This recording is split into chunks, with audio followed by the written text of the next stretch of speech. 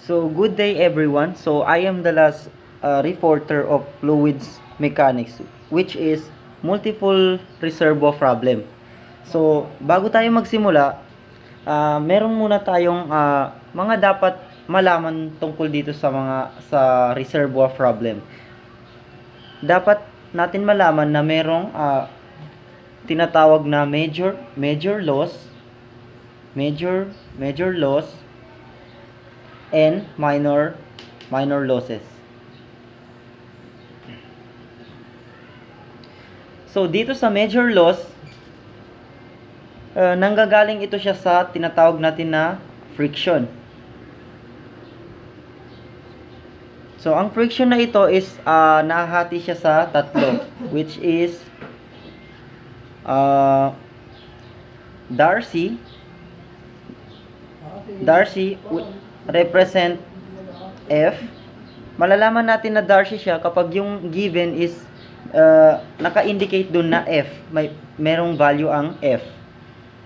Then, ang second is Mannings. Represent siya sa N.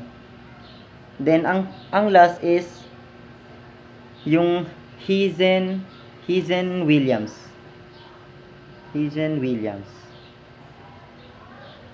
Which represent C, coefficient. Then dito naman sa minor loss, usually nangyayari ito siya sa tinatawag natin na dito sa mga bends.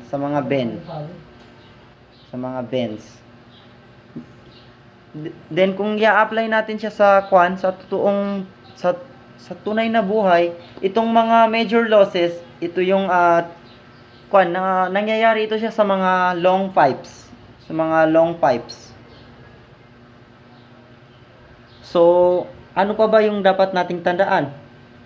Yung tinatawag natin na energy grade line. Then tinatawag natin na hydraulic grade line.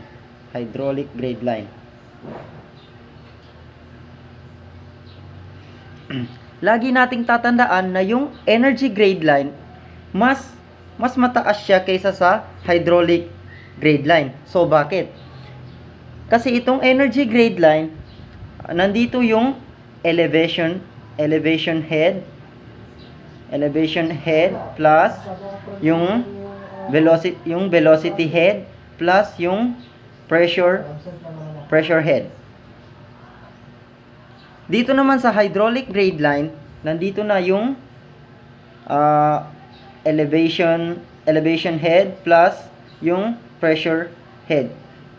Kaya natin nasabi na mas mataas yung energy grade line kasi kasama yung velocity head.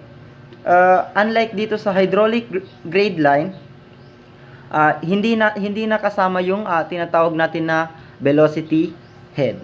So, yun lang ang kailangan natin tandaan. So, proceed na tayo sa mga examples.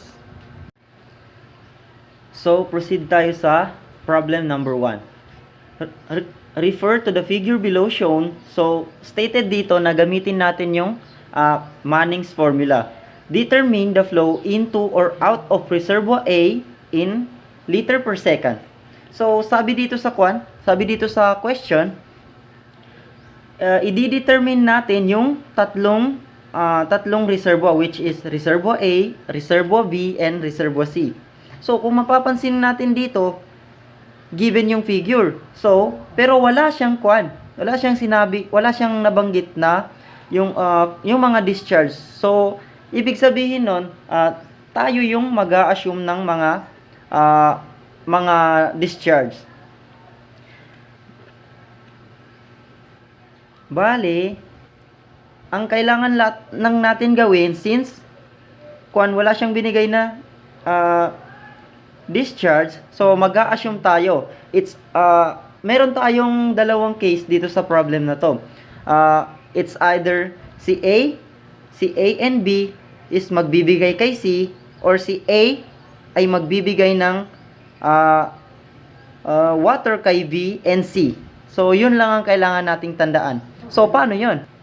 Okay, so first, kailangan lang natin na, 'di ba sabi niya dito sa question, use Manning's formula. So kailangan natin gamitin yung energy grade line, which is ito HL is equal to 10.29 N squared then times L, then yung Q squared, yung Q yan yung sinasabi ko kanina na discharge, then over yung D raised to 16 over 3.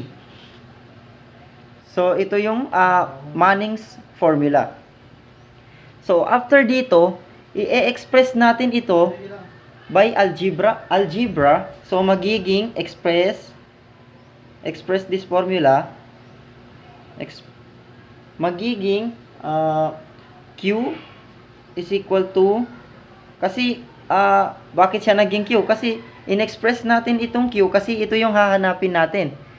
Bali magiging H D raised to 16 over 3 over 10.29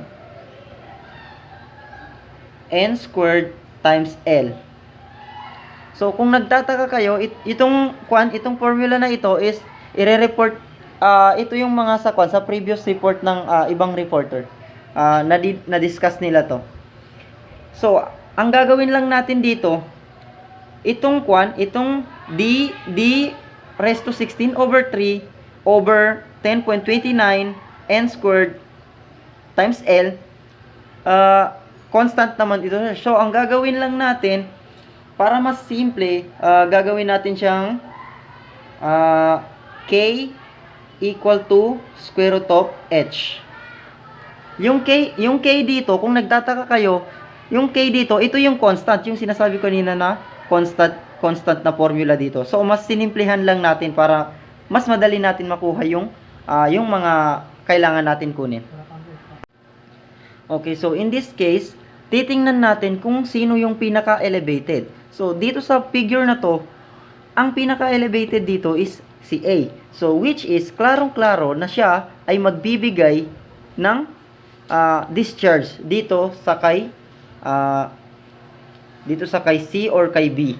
Pero, ang hindi lang natin alam dito, kung si B, magre-receive ba siya or magbibigay kay C. So, ang ibig kong sabihin is ganito. So, it's either, meron tayong dalawang case dito, it's either, ang QA and ang QB is magbibigay dito kay C. Then, ang pangalawang case is itong si QA ay magbibigay ng discharge dito kay B, and magbibigay din siya dito kay C. So, ang problema dito is hindi pa natin siya alam. Yung mga sinasabi natin is puro assumption pa lang. So, dito sa pag-a-assume natin, pag nilagay na lang natin siya sa calculator, so, ang lalabas talaga pag mali yung assumption natin is can't solve. So, kung merong lumabas na number, ibig sabihin, yung assumption natin is tama. Pero dito sa dito sa case na to, ang klaro talaga dito is ito. Yung si QA, magbibigay siya ng discharge dito kay B, then magbibigay din siya dito sa kay C. So, ang dito is QB, yung ganito. Then, ganito pala, ganito. Ganyan. Bibigyan niya si B, then, bibigyan niya si C.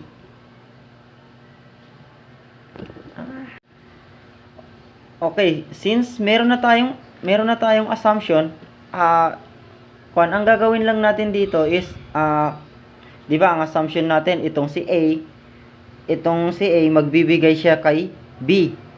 So, dito yung junction natin.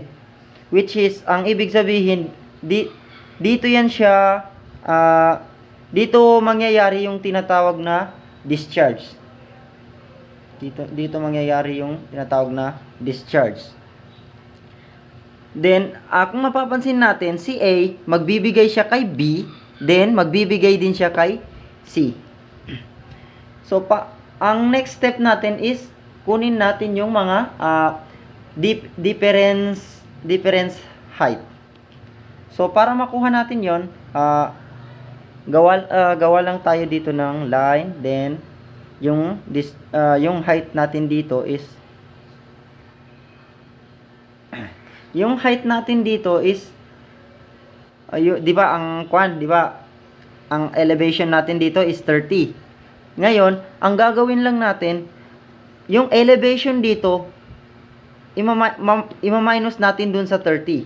So which is ang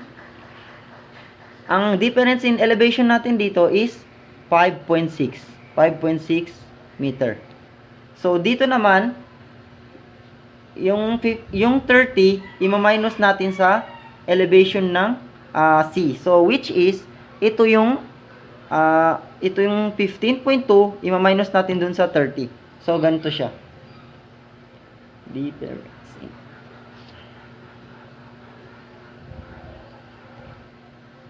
Meron tayong 14.8. So, tatawagin natin siyang H3 kasi nasa elevation siya ng C. So, dito naman tatawagin natin siyang H2. So, dito sa energy grade line, nandito yung H1, which is itong H1 dito, ito yung unknown. So ito yung hahanapin. Since wala siyang binigay na wala siyang binigay na discharge, nag-assume lang tayo. So dito sa formula, yung Q natin, it can be expressed into H. So gagamitin natin yung mga H dito, yung mga H2 and H3 para ma-solve natin yung H1. Okay, ang next natin dito is di ba nandito yung junction natin. So dito tayo kukuha ng ating mga yung mga H1, H2, then H3. Diyan tayo magme-measure ng head loss. So para mas madali, i-express natin yung H dito na may yung H dito sa isang unknown na H1, which is itong H1 na to. So ang mangyayari diyan is gagamitin natin yung difference in elevation. So ang mangyayari dito is H2 is equal to itong difference in elevation 5.6 minus H1. And yung H3 equal sa 14.8 which is ito minus yung H1 doon. Para isa na lang yung unknown. Then ang next step natin, gagamitin natin itong formula na ito, which is ito yung yung Q, yung tinatawag na discharge into head loss. So gagamitin natin yung assumption natin, which is itong QA is equal to QB plus QC. So ang gagamitin natin na formula is itong sa yung in-express natin kanina. So substitution lang. K1 is ang K1 natin is yan yung Q1 or yung QA is equal to square root of 0.3, which is yung 300 mm dito, convert lang natin into meter. 16.3 over yung constant natin na 10.29, then yung N. Yung N natin dito na 0.011, which is lahat ng elevation, yung lahat ng dito, reservoir dito, same lang ng N. 0.011 squared. Then yung L natin dito na yung L natin dito na 1, 2, 2, 0.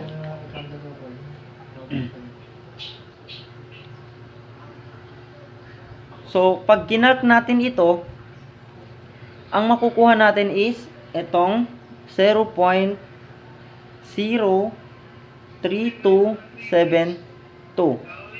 So, para mas maintindihan natin, or para mas madali, o shortcut,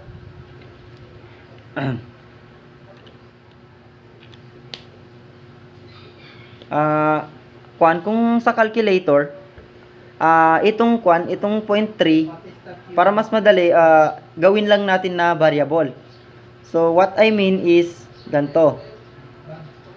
Let's say, gawin natin yung variable D, yung point 3, para palit-palitan lang natin mamaya. Then, may 16.3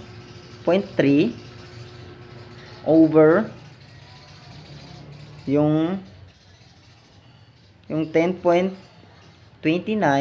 times 0.011 times 1220. Gawin na lang natin yung 1.22 since magkakaiba-iba sila ng elevation, yung magkakaiba-iba sila ng length. So, gawin lang natin siyang let's say yan ang variable E. Then, pindutin lang natin ang calc. Then, ang value ng D natin is 0.3. Then, equal. Then, yung value ng E natin is 1220 equal. Ang nakuha natin is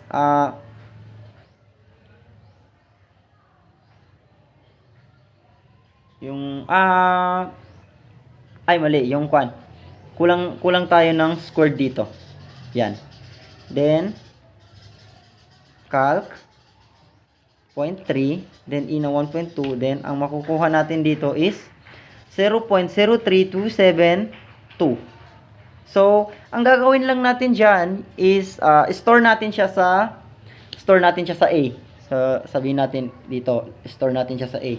So, ship, store, then A. Then, okay na, na-store na. Then, balik tayo sa ating formula. So, ang K2 natin is ganun pa rin. Itong K2 which is ito yung QB. So, papalitan lang natin yung mga number na gisulat natin kanina. Let's say, ito, 200 mm. So, 0.2 raised to 16 over 3 over 10.29 times 0.011 squared. Then, yung length niya na 910. Then, same pa rin dun sa gagawin natin. Calc. Yung value ng D natin is 0.2 naman. Then, yung value ng E natin is 910. Then, okay na. Ang nakuha natin is 0.0128285. So, store natin siya sa B para mas madali. Store natin siya sa B. Ship, then store, then lagay natin siya sa B. Okay. Then, balik na natin dun sa formula ulit. Then, yung last, yung K3, which is yan din yung discharge sa C. Sulat lang natin ulit yung formula. Then, ang natin dito, ang D natin dito is itong 150 mm. 150 raised to 16 over 3, or kung i-convert natin is 0.15. Then, itong constant natin na 10.29 times 0.011 raised to 2, then times yung L natin dito na 1520.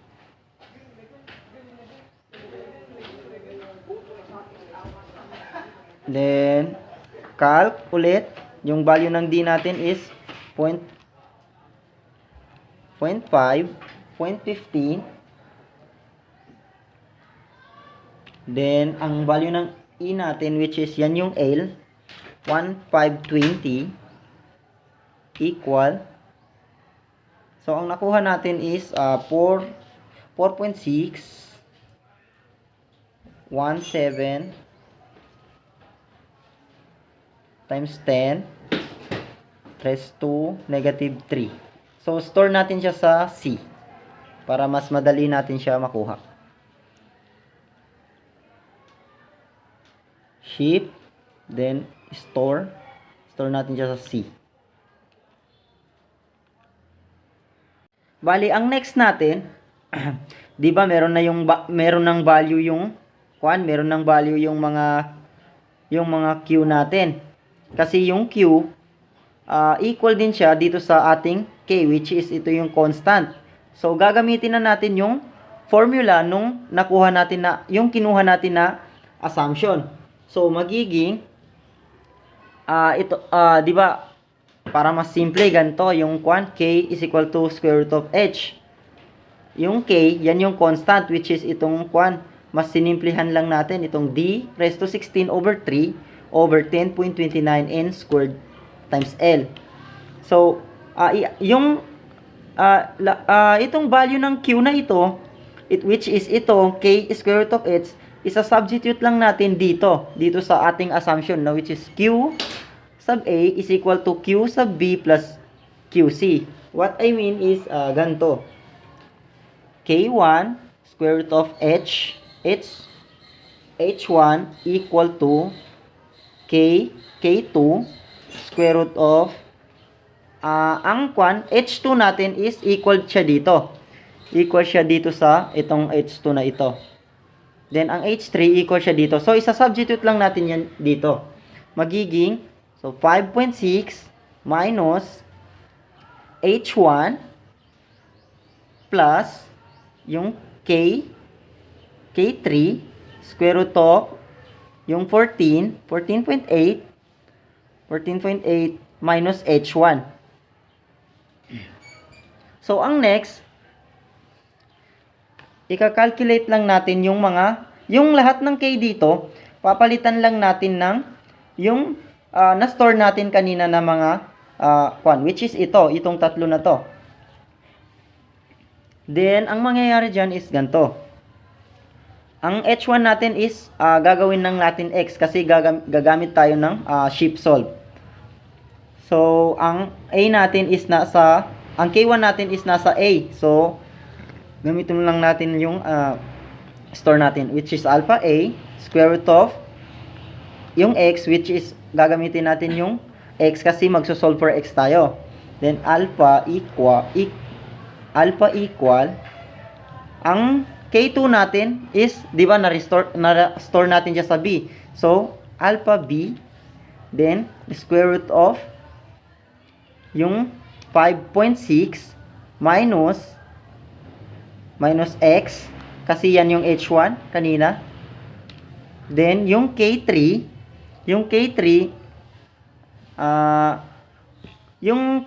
is, ito yun siya, yung na-store natin sa C. So, gagamitin lang natin ng alpha C. Then, square root of ito, yung 14.5 ay yung 14.8 minus yung H1, which is papalitan lang natin ng X. Then, solve for X, shift calc, then equal, then solve for X, wait lang natin.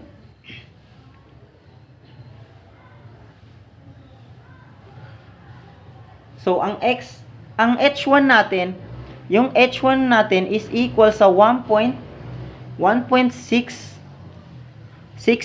so which is round off natin, which is 1.67 meter. So ito na yung H1 natin.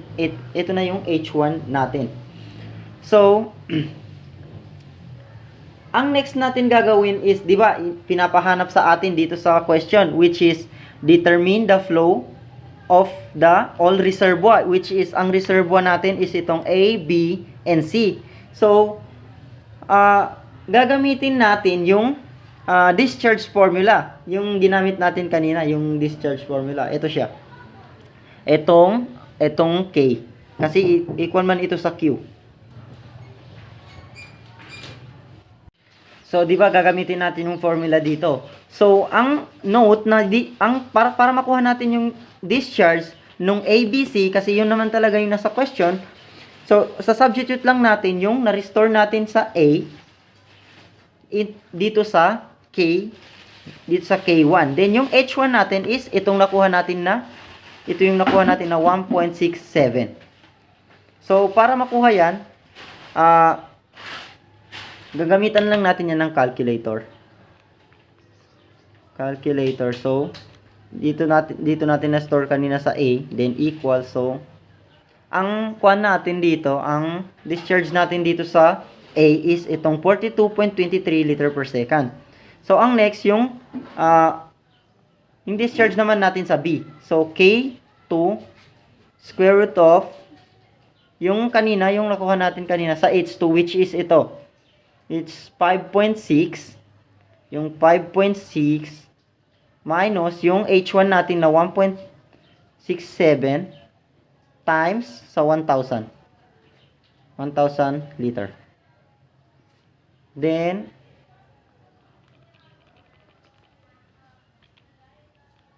type lang natin siya sa calculator.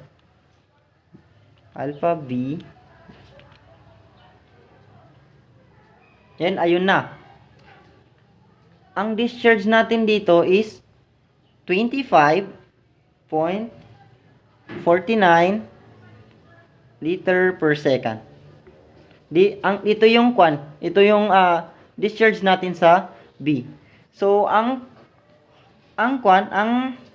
final natin is ito sa discharge natin sa C. So, same din sa ginawa natin kanina, K3 square root of itong 14.8 minus H1. So, 14.8 minus natin sa H1 na 1.66 times natin ulit sa 1,000 liter. So, type lang ulit natin siya sa calculator. Palitan lang natin ng mga numbers. So, 14.8. Then, palitan natin yung B. Kasi nandun, yung restore natin sa C is nandito rin sa C. Then, equal. So, ang discharge natin dito is 16.73 liter per second. So, ito na yung final answer natin. Itong tatlo na to.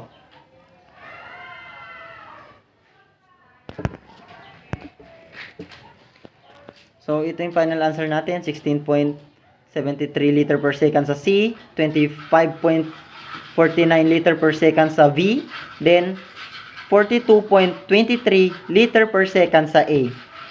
Then, ang height 1 natin is 1.67. So, yun lang.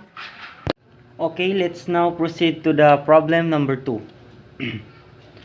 Given the following data for 3 reservoirs shown, Reservoir B and C receive water with discharge of 0.65 cubic meter per second.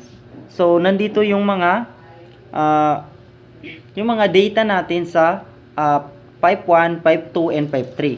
Sa pipe 1, meron tayong distance na 900 mm.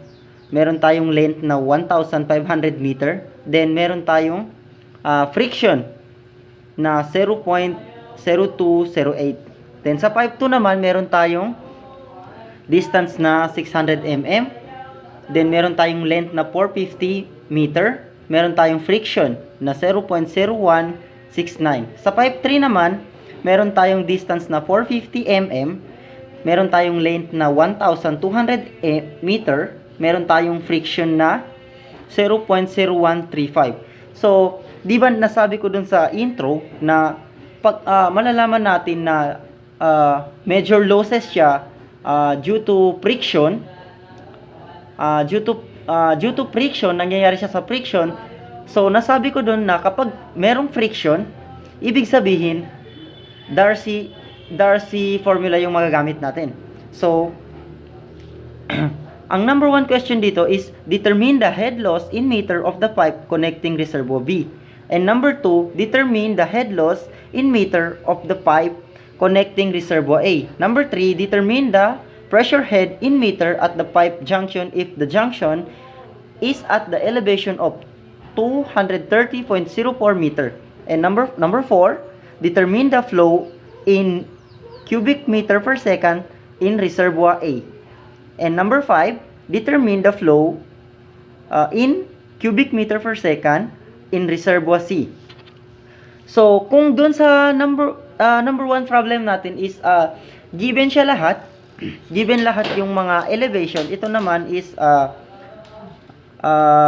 meron tayong elevation dito na hindi given, which is yung elevation na B. Pero ang statement natin dito is yung pinaka-importanting statement dito is ito. Reservoir B and C receives water with discharge of 0.65 cubic meter per second. So, ibig sabihin, ang kwan natin dito, hindi na tayo mag-a-assume. So, medyo madali na lang ito. So, understood na masyado na itong A, since siya yung pinakamataas ang elevate, ibig sabihin, magbibigay siya ng discharge dito sa B and C. So, ibig sabihin, Q sub A, ibig sabihin, Q sub A is equal to Q sub B plus Q sub C. So, ganyan. Okay, so since nasabi niya dito na ang magbibigay ng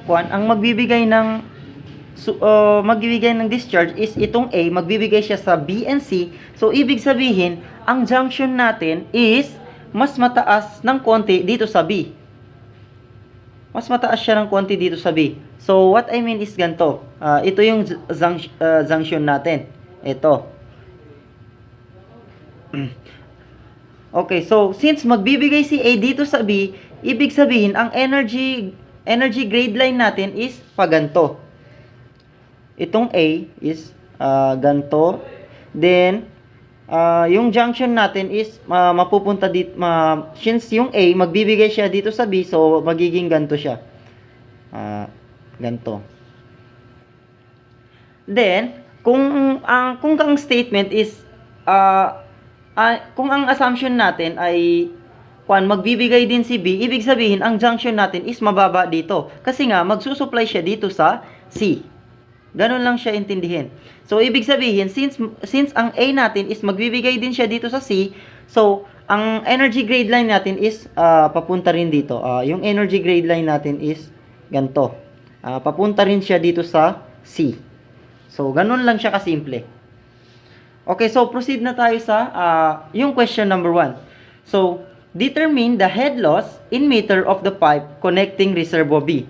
So, madali lang yan siya. Ang formula lang natin dito is, since head loss, ang formula natin dito is H.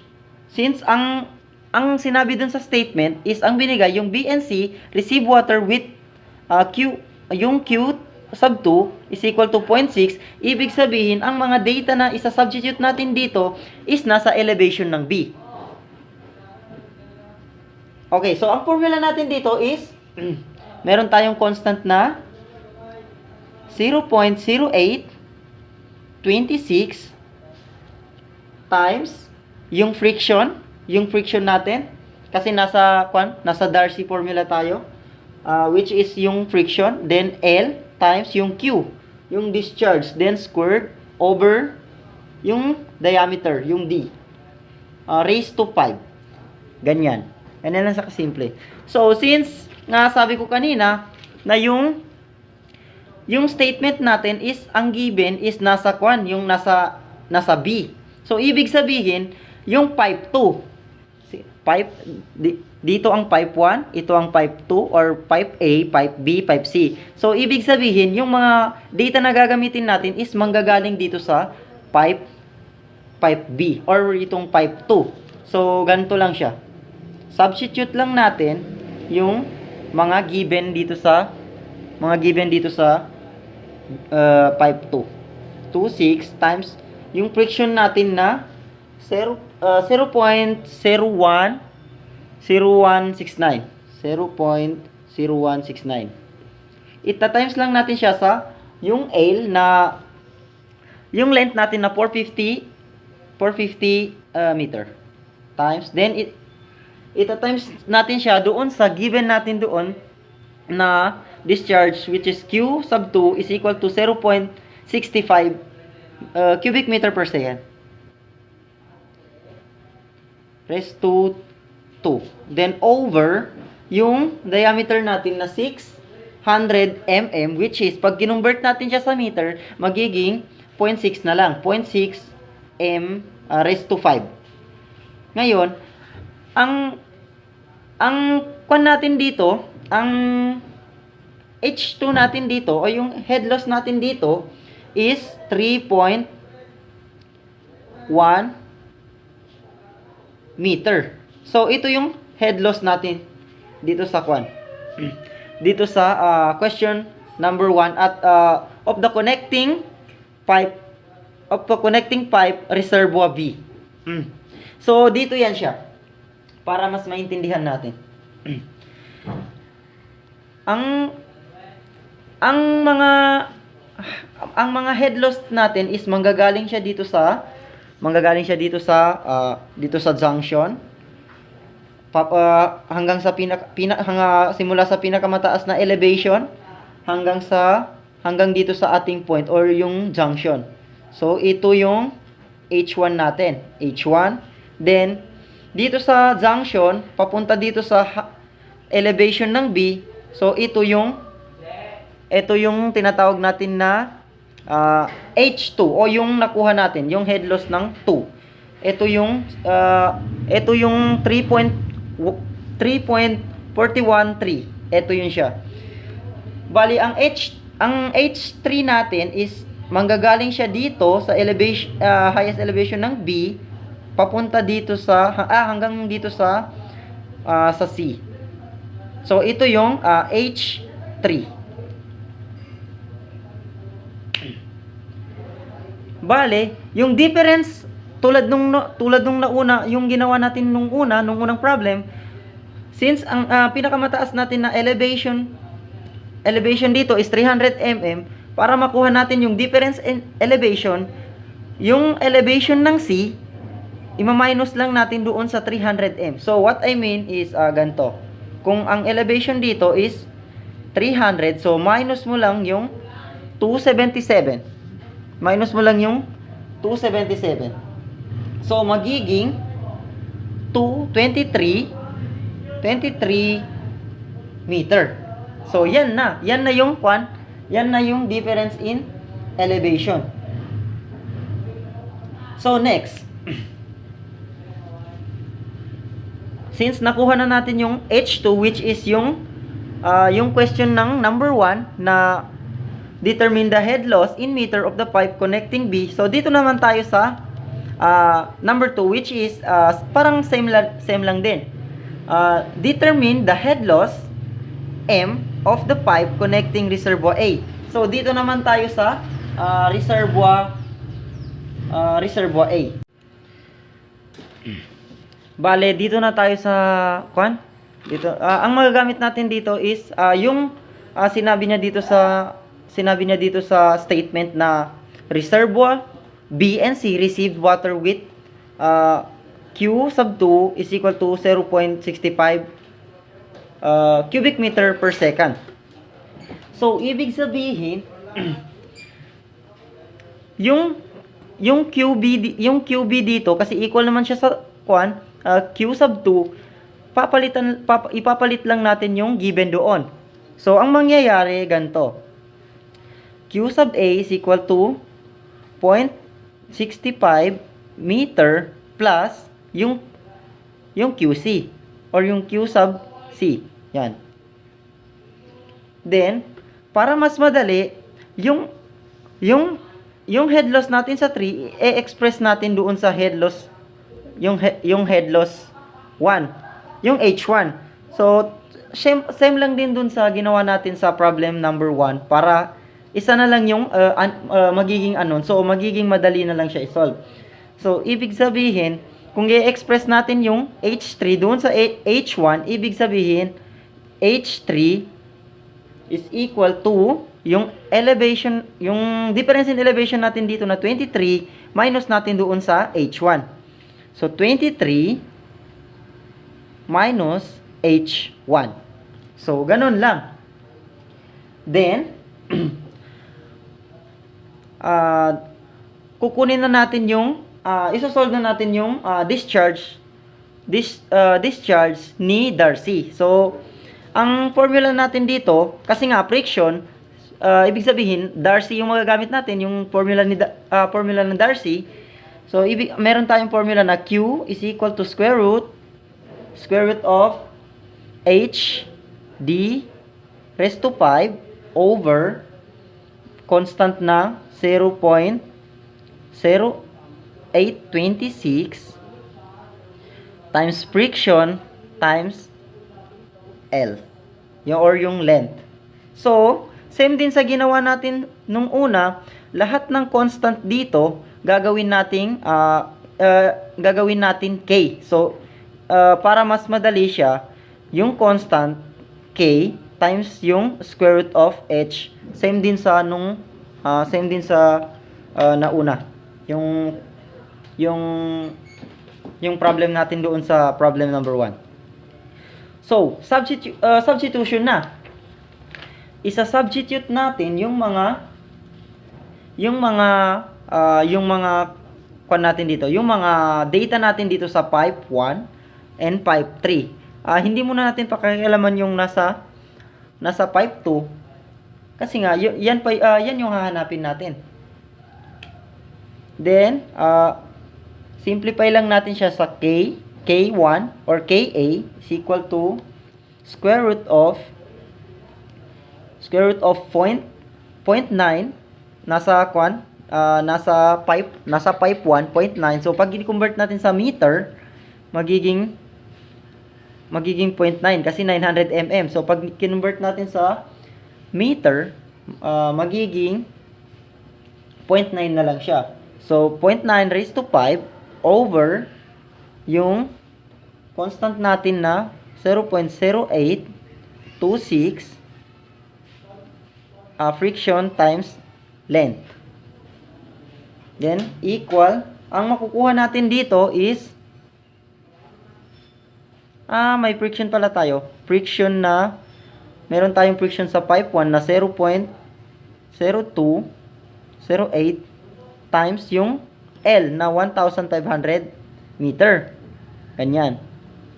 So, ang makukuha natin ditong answer is 0.4787.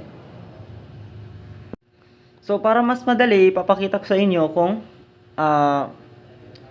paano siya ma-solve dun, kung paano siya nakuha dito sa calculator.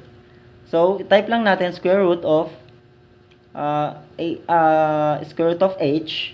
K is equal to square root of H. So, substitution lang yung mga variables. So, same din sa nung problem number 1.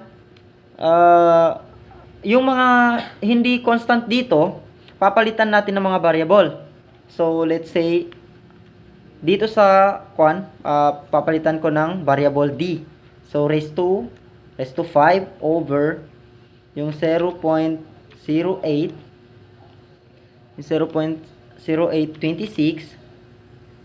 times natin sa friction. So, yung friction, since hindi siya constant, so let's say ang friction ko is F.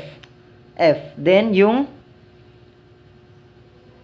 meron tayong length. So, yung length, since hindi siya hindi rin siya constant, so let's say, lalagyan ko lang siya ng, let's say yung length natin is M.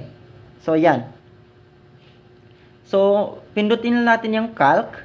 Then, yung value ng D natin is 0.9.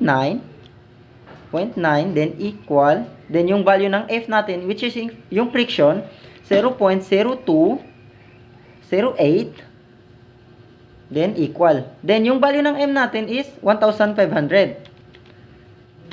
Yan. Then, ang nakuha natin is ito. Same din siya noong, same din siya sa sinulat ko kanina. So, ngayon, store natin siya sa A. Shift store, then ilagay natin siya sa A.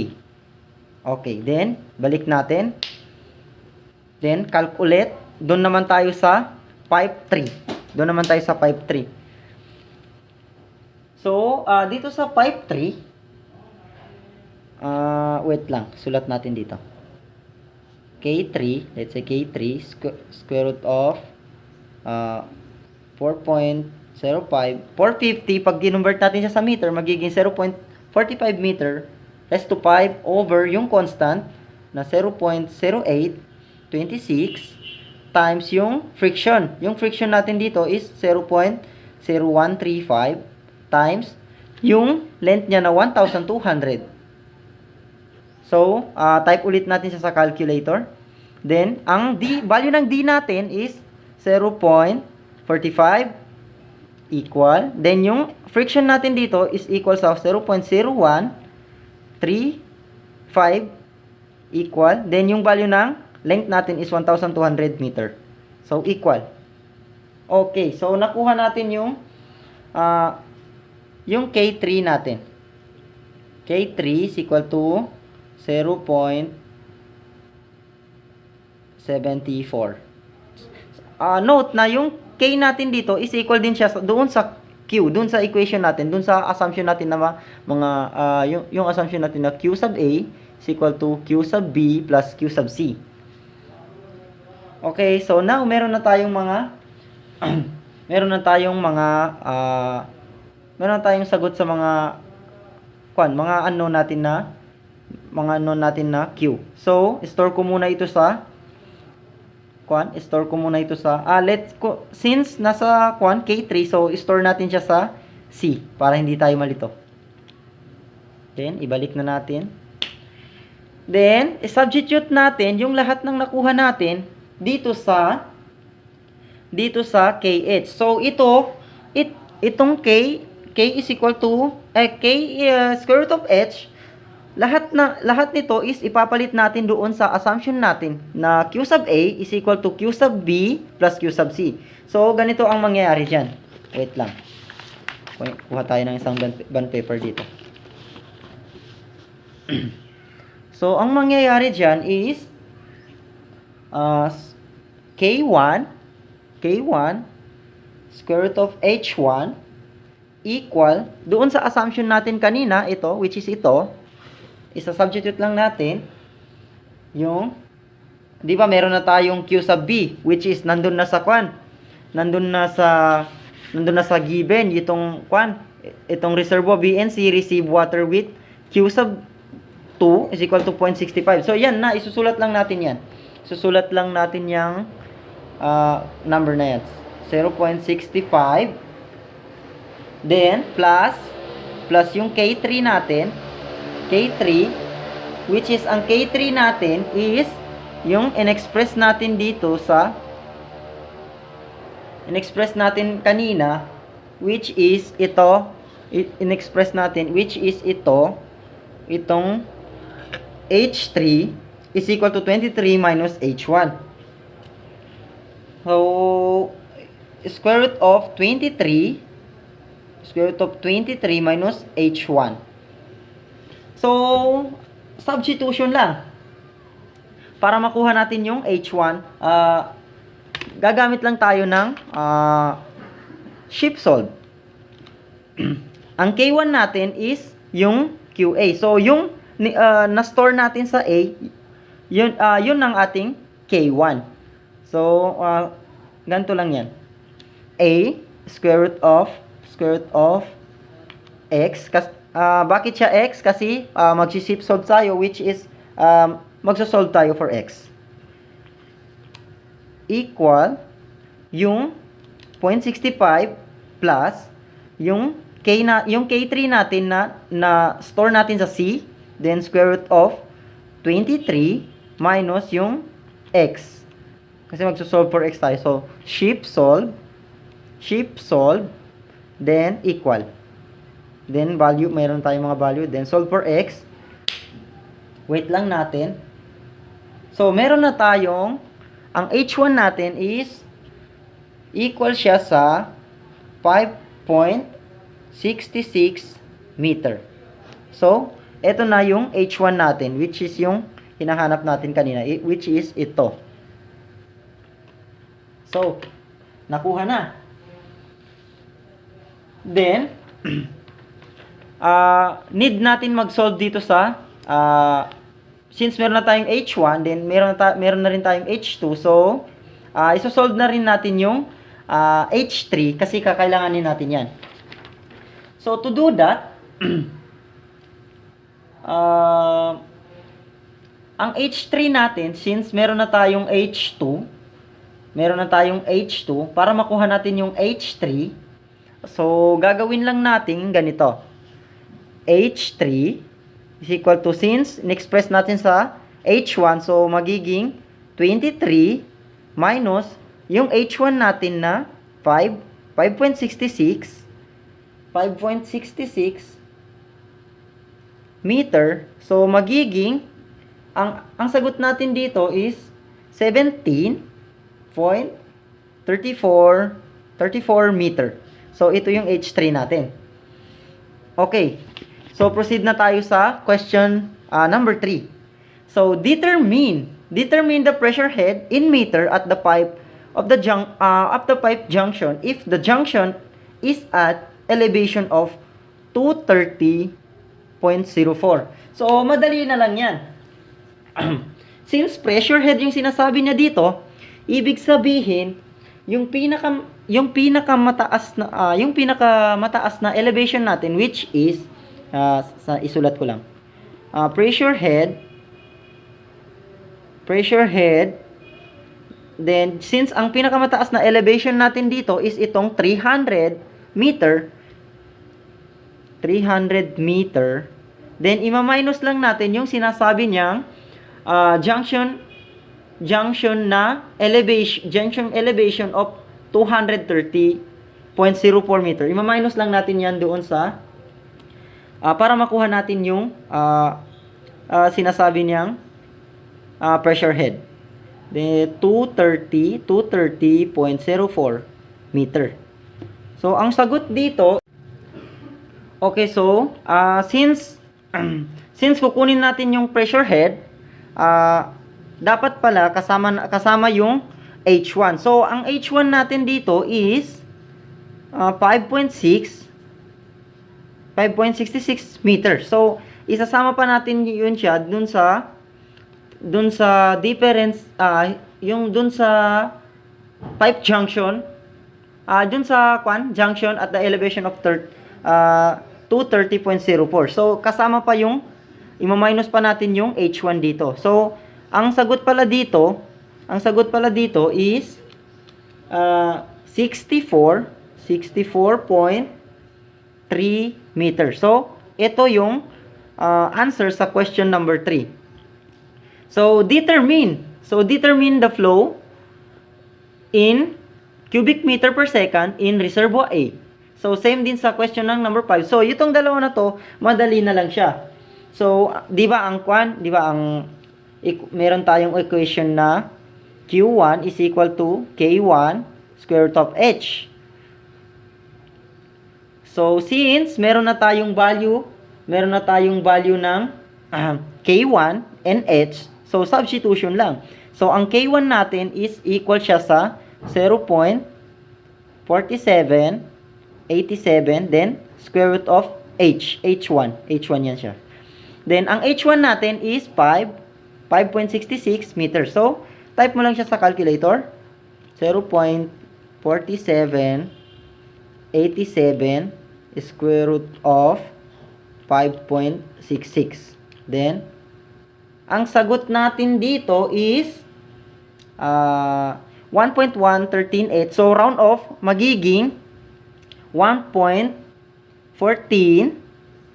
cubic meter per second. So, ito yung sagot natin sa number 4. Ito yung sagot natin sa number 4. Then, same din sa number 5, which is Q3. Dito, sa reservoir C naman tayo, yung flow dun sa reservoir C. So, same din. K3 square root of H3. So, substitution lang. Ang value ng K3 natin dun sa nauna is yung nisolve natin kanina, 0.01174. Then, square root of H3. So, ano nga ba yung H3 natin? Yung H3 natin, yung sabi ko kanina na need natin isolve kasi kakailanganin natin yon. So, 17 point, ano nga yun? 17.34. So, ang sagot natin dito, type lang natin sa calculator, 0.1174 square root of 0.34. So, ang sagot natin dito is 0.48.